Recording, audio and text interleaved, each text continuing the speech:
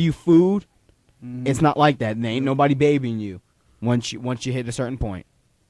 So And it's not just baseball either. So. no, it's every sport. I mean, I'm sure. How much were you weren't paid a ton of money to play for No, but see, but there's an exception to every rule. The guys that owned our football team owned the Masquerade, for instance. Those guys were worth $500 million together because of all the restaurants, bars, and clubs they owned. So we traveled in first class coaches. We traveled, on charters.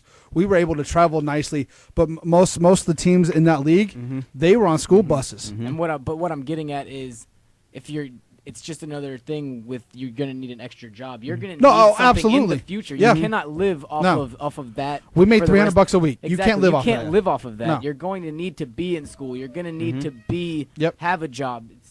And that's what Calipari was saying. That it was Randy Shannon who said that kid came back. He has enough money to live for the rest of his life. He has something like $6 million in the bank. But at the end of the day, you're going to be sitting at home, and that's how you get into trouble. When you are bored, you look for things to entertain you. Yep. And that's what we saw it with Josh Hamilton. He has come out and said he had the money. Money was not an issue. He was injured. He was home. He was bored. He had nothing to do. And when you are bored, that leads to trouble. Yep. Yeah, it was the first time his parents traveled with him for his first year and a half of ball until he got hurt. And then, he was like, I had nothing. You can only play so much Xbox before you want to get out of the house. Nothing but time and opportunity, and that you don't always pick up a book and read. No. You go out looking, you need a thrill, and you go out looking for that. Yep. So it's okay to find something that entertains you, find a passion, find a thrill. Be realistic. You can keep basketball as your passion, your thrill. Me and Carter saw that a lot of our friends are playing in an adult men's league. Those are fun. I mean, they have to get real jobs, but they keep their passion. They keep their passion alive. So that's what they do. So I think at the end of the day, it was a slow-paced thing. I didn't really get into it as much. The concept, good idea. I hope ESPN does more of these town hall things. The last time they came to Atlanta, they did the Michael Vick one, and it damn near started a riot. Yep. So I'm glad they came back and they showed that they can do another one here. And I hope they do more town hall things about, major issues in sports. Why is it every time they talk about black people, though, it's always here in Atlanta? I mean, I understand they were here because it was Dr. King's birthday week. I understand that part. But the only time they ever do town hall meetings here is when they're talking about the black athlete. Because they know that this is the place for that. They know they can What's get. wrong with Detroit? What are you going to do, go to Boston? New York City, Detroit, Miami. I think they choose here because they get a rowdy, like they can get a rouse out of the crowd. More educated. And these kids weren't in school. Somebody said something really funny. Wouldn't Martin Luther King Jr. want these black kids and white kids in school on his birthday getting an education rather than sit at home? Wouldn't he want that? Just think about my that. question is, though, is some of the school districts up in North Georgia were going to go to school yesterday to make up for the snow days, and there was a lot of pissed off people. Of all these people that took yesterday off, what did you do? Sat at home. Sat at home, Watched went to the the first mall. 48. You did nothing of what Dr. King did in his lifetime. I would say check their mailboxes, but mail wasn't even delivered yesterday. Yeah. It's amazing that you huff and puff for people that that they want this day off, they can't have it, but then they don't do anything with it. You don't take your kids down to the MLK Center. You don't teach your kids anything. You don't actively do anything. So what's the difference? You just want another day off because you're a lazy ass and you think that you deserve a day. I spent 10 hours at work yesterday. I'll tell you what my sister's boss said here in a minute because it's probably my sister almost quit. My sister, like last year, we took all 4 kids. We took them down to the King Center. Even though they really don't understand what it is yet, we still took them down there. And this fool, she almost quit her job over this. If she didn't have 2 kids and needed the income, she would have. This fool said, "This is extremely offensive." And this is not a view of myself, of or Carter. Anybody, no. Right, okay. You're quoting somebody. He said, quote, "We already gave them freedom. Why do we need to give them a holiday?" Wow.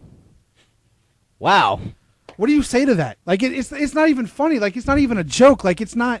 And I said, "You really work for this a-hole?" And she goes, "Well, look at what I get paid. She's like, I don't mind working. It's if I'm not going to go actively do something on that day, I might as well be at work. Yeah. Because I'm not one of those to just sit around. She said, I'm not one of those to just sit around and have a day off, just have a day off.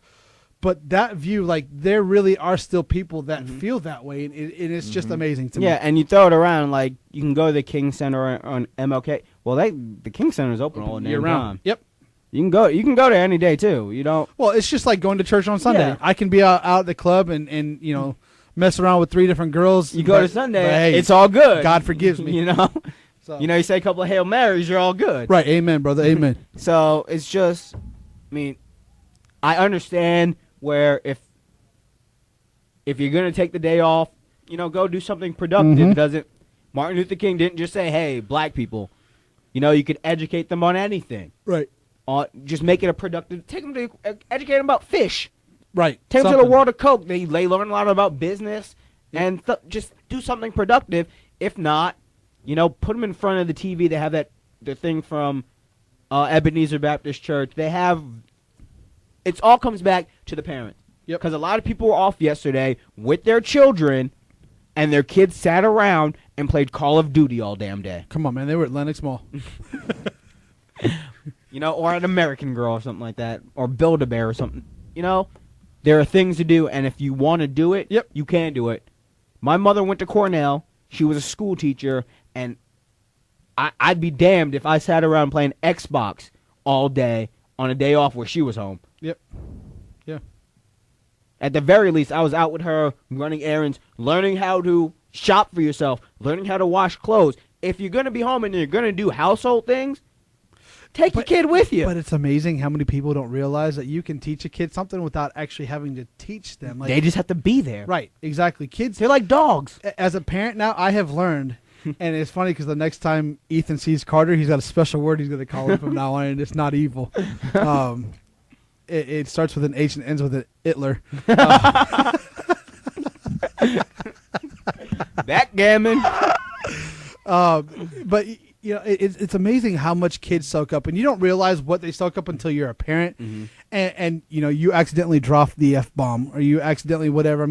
A story real quick. One time, Katie was 2. I had a pickup truck, and I had said the S word in the truck. She never said that word until she got in the truck in her seat, and then she would drop the S-bomb every time. Didn't say it any other time, but when she was in my truck in her seat, she would say shh. Because kids pick it up. They pick it up. So it's not the easiest thing in the world, but you don't have to make it the hardest thing in the world. No. And I think that's the one thing that, it may not have been said in it, but it should be taken away from that. And that it's not the easiest thing in the world. Nobody says it's the easiest thing in the world, but you don't have to make it the hardest thing in the world. Nope.